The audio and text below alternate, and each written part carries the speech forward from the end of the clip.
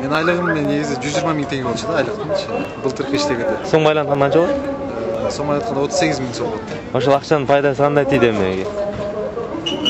Кандай десем, 10 сом болсо да өз жериңен, өз элиңен тапкан акчаң өзүңө жугат да. Башка бөтөн жер, бөтөн элде андай табаш акчаны, ал акчаны табасың, ошончолук расход да.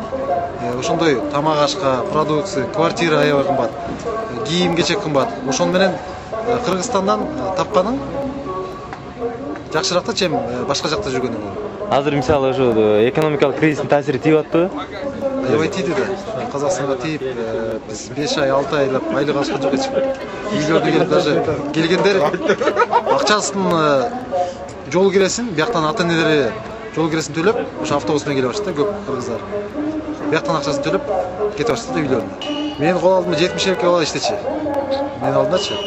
Былтыр негизи жакшы эле болгон, быйылкы жылдар аябай эме болуп калды да. Биз даже чындыгын айтсак карызга батып келдик да. Аяктан жол киребиз жок. Келдик, азыр Кыргызстанда иштеп атам. Ошо балдардын канчасы келди дейсиң ошо? Азыр. Мен билишимен ошо 72 баланын азыр 6 баласы калды. Канча акча болчу элең? 250-300 алчумун. Жазымдан күзгө чейин $1000 алып турчубуз. Жалпы канча жибердиң Кыргызстанга? Жалпы жиберген өзүм чогулттум дейм да, ошо жакта. Базарда иштеп калдым анча-мынча.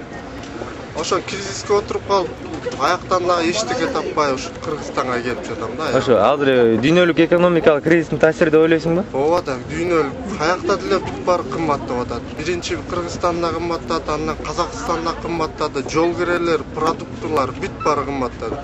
Казакстан менен Кыргызстандын азыр айырмасы жок болуп калды да, ачыгын айтканда.